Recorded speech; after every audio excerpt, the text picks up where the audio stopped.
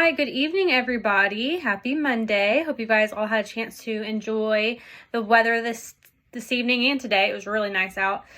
So a couple things. Your midterm grades are posted. So take a look at those. If you have any questions, let me know. We have a really big week this week. You guys have a lot of stuff due. And we've got a lot to cover. So I'm going to go ahead and get started. We are going to be covering Module 5 and 6. Starting with 5, we have 2 PowerPoints in each section to go over. So this recording will definitely be cut up into multiple videos. It's easier for me to do it that way to get it to upload faster after the live is over. It takes quite a bit of time to get those when they're too lengthy to upload. So I try to cut them up to kind of cut down on time for that. So we're going to dive right in and we're going to start with positioning.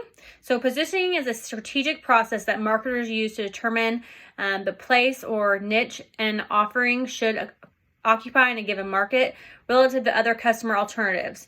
When you position a product or service, you need to understand the place of the product, the rank, the attitude, and the outcomes. I want you to think as of positioning as very literal.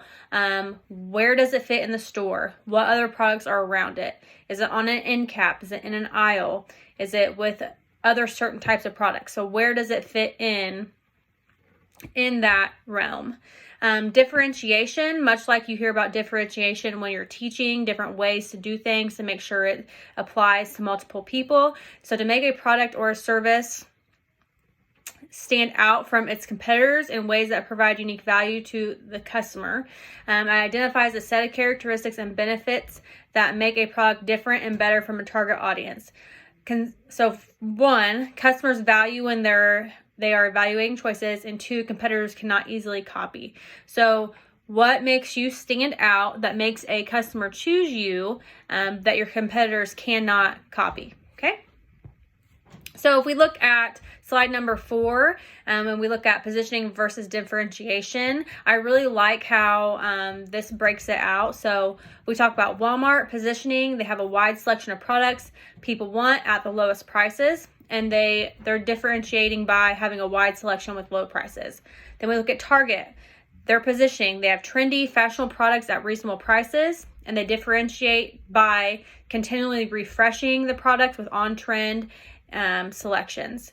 Then you look at Macy's, and their positioning is the kind of go-to shopping destinations for more upscale brands and current fashions, and they differentiate by having a broad selection of the most wanted and upscale brands and engage shoppers in an experience, right? When you walk into a Macy's, I know it's probably been a while for most of us since our Macy's is shut down here in Terre Haute, but the vibe and the atmosphere is much different than if you walk into Target or Walmart, right? It's definitely a different feel if you walk into either 2 of those stores. All right, so there are 5 steps to positioning. So first, you need to confirm your understanding of the market dynamics, making sure that you understand your market, your niche for your product. Secondly, identify your competitive advantages. What is it that sets you apart? Whether it's price, maybe it's something with your product, maybe it's the longevity of your product, whatever it might be. What is it that sets you apart? 3, choosing competitive advantage that defines your market niche. 4, define your positioning strategy. And then 5, communicate and deliver on the positioning strategy. So slide 6 goes into the step-by-step process a little more. So step 1, confirm your understandings of the market dynamics. So you need to ask yourself some questions. So in which product, service, or market category do you plan to use your positioning? Which target segment is your focus for the positioning you are developing? What factors do these buyers evaluate when they make a purchasing decision? And how do these buyers view your competitors in that category? I think the last 2 questions are super important. If you think about yourself as a shopper, I'm sure there are certain products that you will only buy a certain brand of, but then maybe there's some others that, depending on the price, you might buy one or the other. This is probably pretty common when we talk about groceries, generic versus name brand. I'm sure there's certain things that you just will not buy generic of. For me, salad dressing is one of those. I will not buy generic. I always buy a name brand salad dressing, and there's 2 that I always buy, and I kind of go between the 2. But it can vary for everyone, and that is a big price point is usually a big determiner for a lot of products. And then how do your buyers view your competitors in that category? So a lot of times, especially nowadays in our society, someone will buy something based off of the company itself. So maybe they know that company does certain good deeds, does or does not contribute to certain causes, and that might, in fact, determine their purchasing. I know I have some beliefs that there are certain things I won't buy because this company does do this or doesn't do that. So everyone's different in that way. But that is a big thing to consider in our society. All right, step 2, identify your competitive advantage. So what trait, quality, or capability helps your product outperform your competitor? Is it price, feature, benefit? And remember, when we talk about benefit, we're talking about how does it benefit your life? Does it make your life easier in a certain way? Does it make you happier? What benefit does it have? What kind of value does it have to you as a consumer? Step 3, choose competitive advantages that define your niche. It has a nice little diagram of different logos that you can look at, and that is helping to define those companies' niche. Most of those logos are all things that we can recognize pretty easily. There's a couple on here that I'm not familiar with, but for the most part, MTV, E, History Network, TLC, Food Network, all of those are things that most of us can probably recognize right off the bat. All right, common position strategies. This is pretty lengthy, but I would say go through this and definitely take an intense read.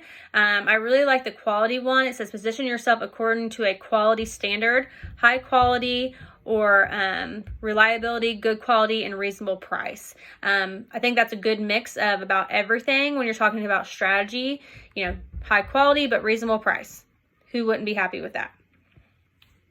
All right, positioning statement. One sentence that concisely identifies the target market and what you want customers to think about your brand. This includes the target market, the brand name, the key points of differentiation, the product or service category. So what category fit in? Are you health and beauty, automotive? Are you child's toy? Things like that. And then why consumers should believe the positioning claim. So what is it that you have that backs that up? Let's think about like a skincare lotion. How many times have we seen dermatologists tested, or on a toothpaste, dentist most recommended or dentist approved, whatever it might be? Think about those things. What do you have that backs up what you're saying about your product when you position it out there in the market? All right, so a formula for position statement is on slide 11. You could definitely use something like this in your project, so keep that in mind. All right, on to slide 12, criteria to evaluate positioning statements. So with anything, obviously we want to evaluate what we're doing and how it's working for our company. So ask yourself these: is it tailored to a target market? Is it simple, focused, and memorable? Does it provide an unmistakable picture of your product, service, or brand? Can you deliver on the promise you make? That's super important. And does it provide helpful direction for designing the marketing mix and other decisions? So the way that you put your statement out there will help tailor your marketing mix and your plan. So is it helpful toward that goal? All right, now we're going to touch on repositioning. So repositioning does happen, right? You put your product out there, does not perform like you think it should or what your company needs it to. So you have to shift your focus and reposition it out in the market in some other way to hopefully make it successful. So reasons to consider repositioning your competition. So maybe they have got